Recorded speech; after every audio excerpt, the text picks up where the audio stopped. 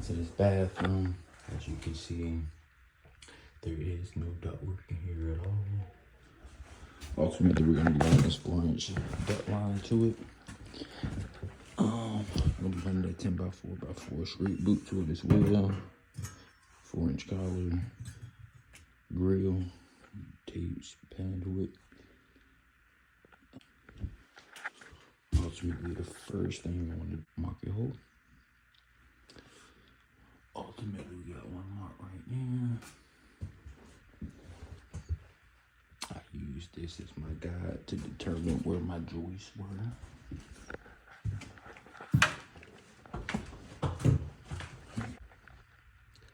It's my hole there. Next, go ahead, mark your hole out. You're going to have to cut you a template because the boot's 10x4. They cut it 10¼ by 4¼ that way I have space, but get your hole marked. After you cut it out, kind of be what it looks like. When you do cut, I always try to go at least 3 inches off the wall, even though this is 1 inch. That's all I could do, so that way the bend itself won't be like in the middle of the bathroom. But for the most part, try to come off 2-3 inches on the wall. Some situations you won't be able to, but this is fine here. Boot to go in, grill covered is just fine. Next, we're gonna wrap the boot. I'll show you guys how to do that correctly. First, open up the bag, attach the line to the boot, and then we're gonna put tape it up, strap it up. After you get that line attached, tape it up. Zip tie all the way around. Then we're gonna pull the insulation open.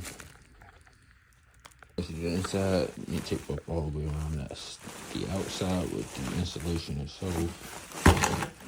Then you have to put a 1-inch flange on the sides. So once you screw it into the grill, into the boot.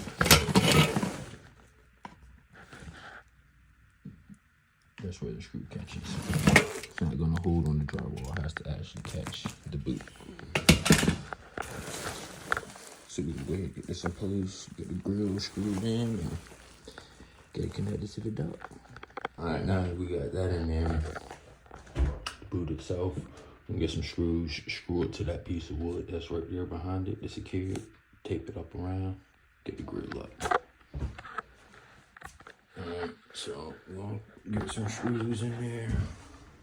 I use a little 1/4 inch zip screws. Well, anything will work, or not anything, but need something to get it. Alright, we got the screws in. We'll go ahead and get the go ahead and tape it up around. You see these gaps? Use the tape to get those gaps filled in, and then get the grill up. Got the tape up, and tape it around, and we're gonna get the grill on. Then get your grill up, and ultimately that's what it looks like.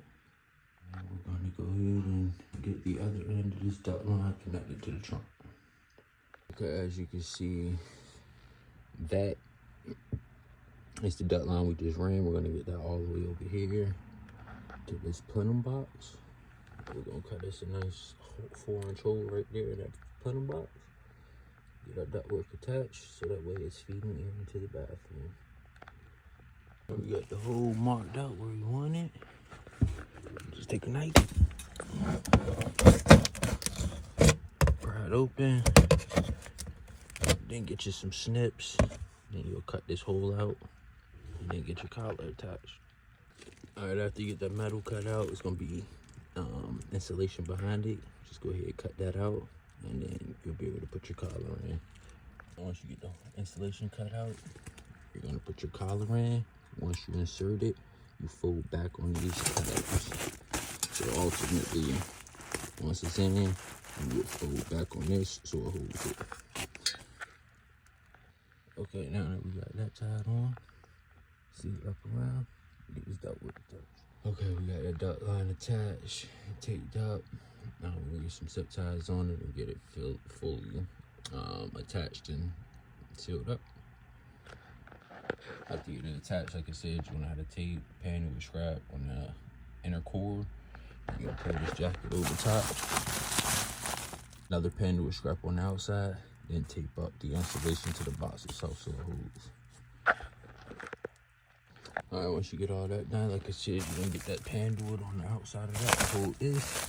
Then you're gonna tape around the actual outer core insulation to the supply plenum box, and that's how you get your duct line. So you bring your duct line to your bathroom.